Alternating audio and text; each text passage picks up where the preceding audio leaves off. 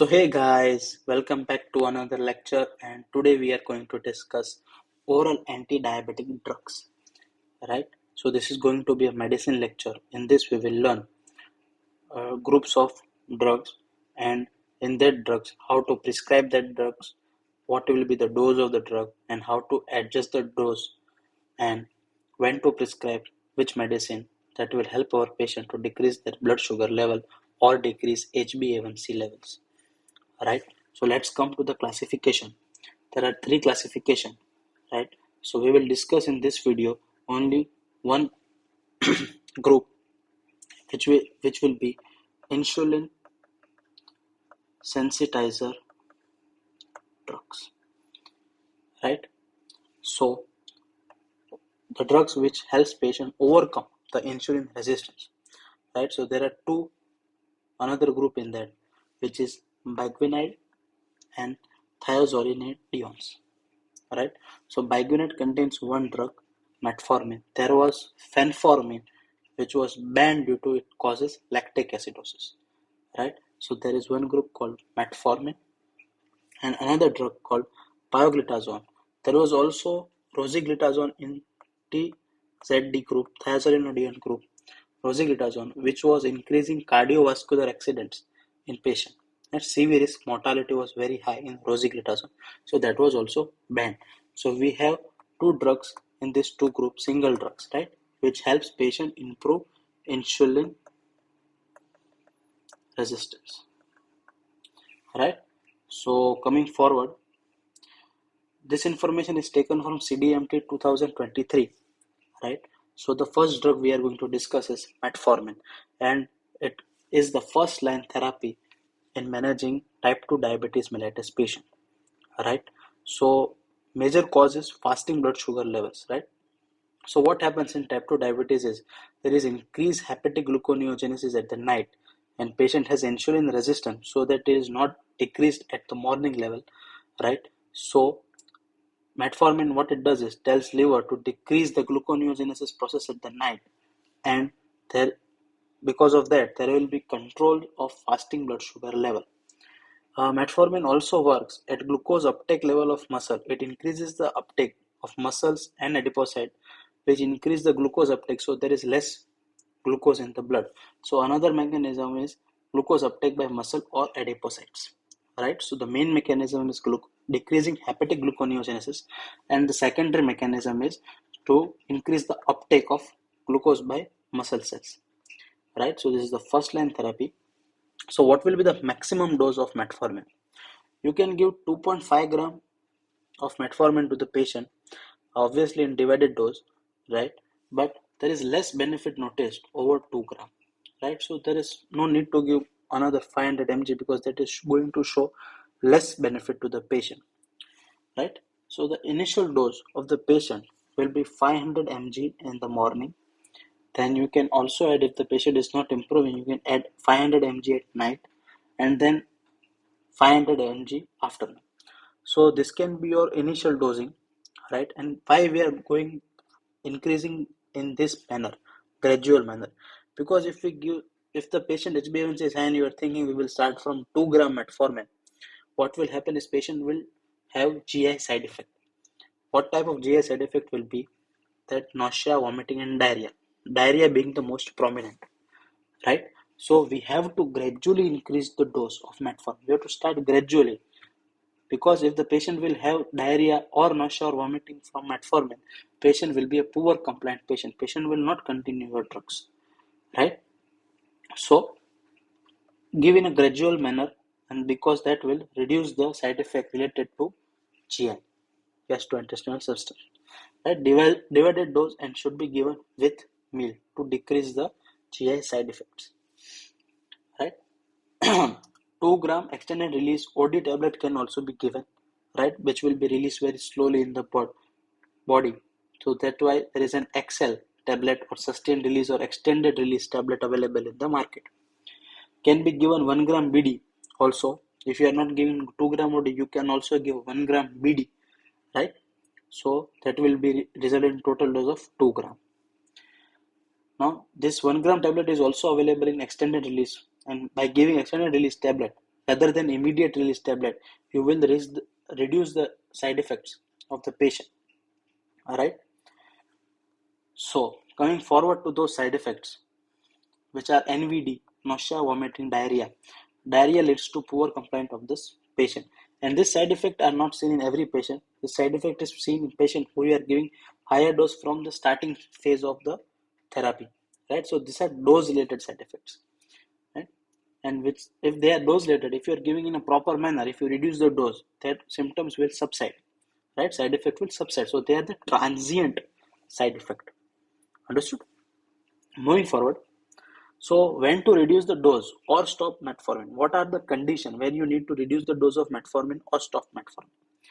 So it works on liver. So if the patient is an very severe alcoholic, right? So that will increase the risk of lactic acidosis in such kind of patients. So you need to reduce the dose. Now obviously if there is a liver failure, there will be increased chance of lactic acidosis. So we have to reduce the dose or stop metformin in liver failure. Now what happens is metformin increases the risk of liver lactic acidosis, right? Fenformin was causing lactic acidosis, so it was banned. But metformin is increasing the risk. So if you are giving the patient who is already lactic acidosis, you should not give it because you will already exacerbate the condition, right? Now coming to the creatinine section. If the creatinine is 1.5 or 1.7, then you have to reduce the dose of metformin by 50%. Right? And if it goes above 1.7 serum creatinine, then you need to stop metformin, right? You have to reassess the dose at 1.5 to 1.7, and if the patient creat goes above 1.7, you need to stop metformin, right? Now, you have to reassess or reduce the dose in older patient, elderly patient who are having high risk of increased risk of AKI, acute kidney injury, acute kidney injury, right? So you have to reassess the dose or stop the metformin. Now if the patient is going to have a radio contrast diagnostic purpose like radio contrast CT or an angiogram, right? Then you need to stop metformin because that can cause toxicity, right? So another side effect of metformin is long-term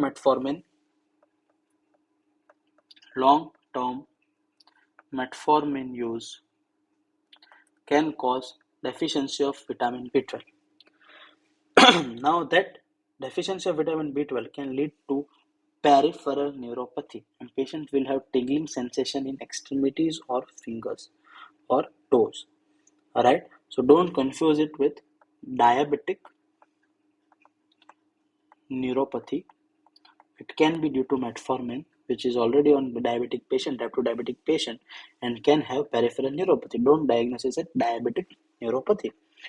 You can also assess MCV level. If they are high, patient can have macrocytic anemia or B12 deficiency anemia. Right? So regular screening of B12 is advised to all the patients who are on metformin. Now, if patient is having GI symptom, nausea, vomiting, diarrhea, switch from immediate release tablet to extended release tablet. That can also subset the side effects. Right?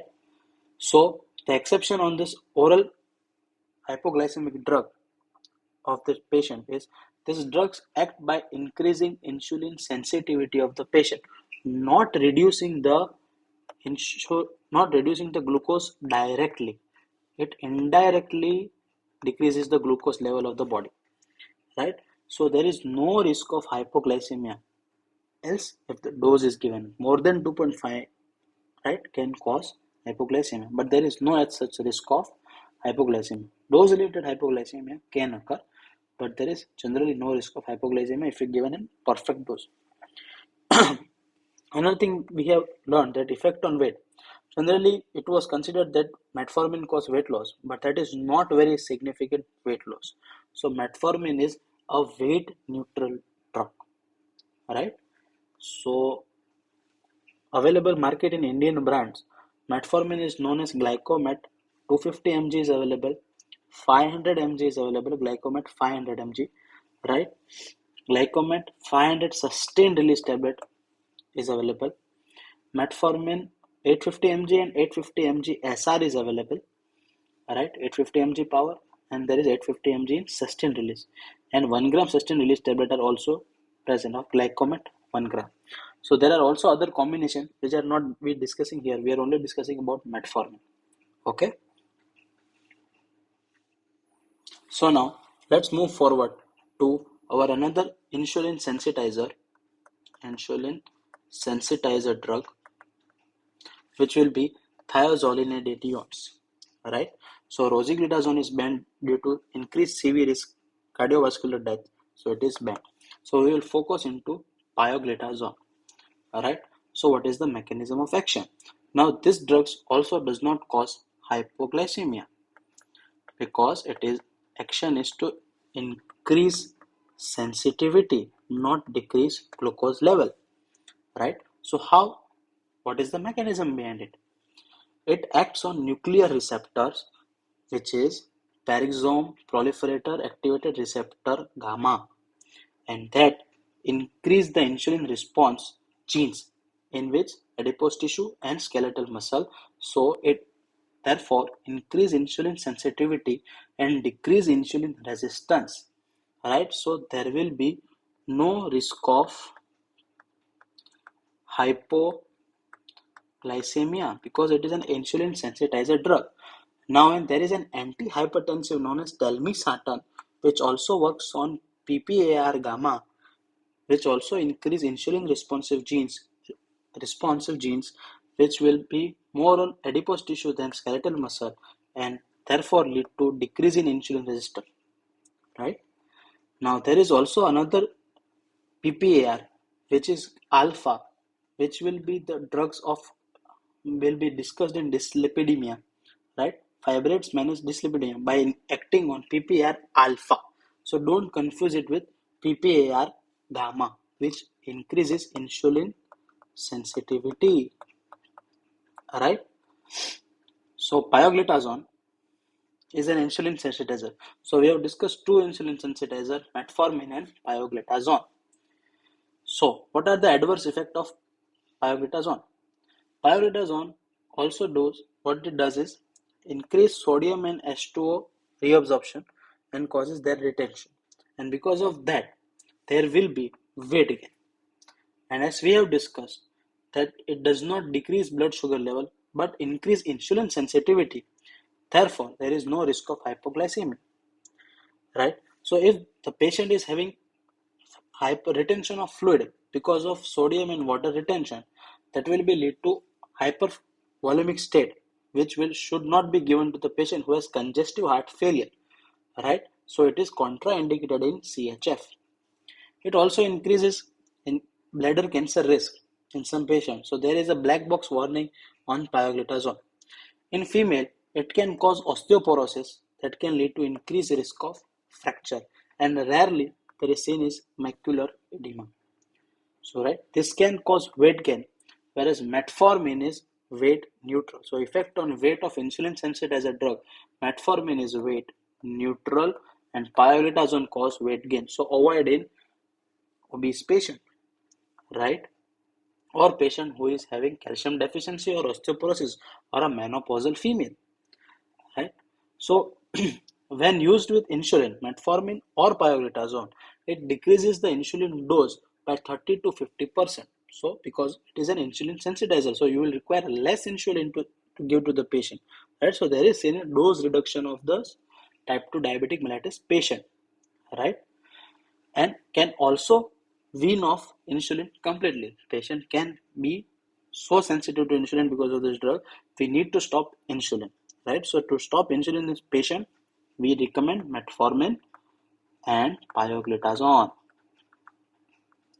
right? So dose of pioglitazone is 14 to 45 mg daily, and there is no requirement of this to given with food, whereas metformin should be given with food. So right, but pioglitazone no need to take with food. So the brand name available in the Indian market is Pios 30, and which will be available to extreme doses, right? So it is pioglitazone, and you have to give it before meal, right? Before meal, and it decreases also pp2bs, postprandial blood sugar level, right? It is given 1 hour before meal. Understood? Thank you for watching. We will discuss another groups and other drugs in next video. Thank you.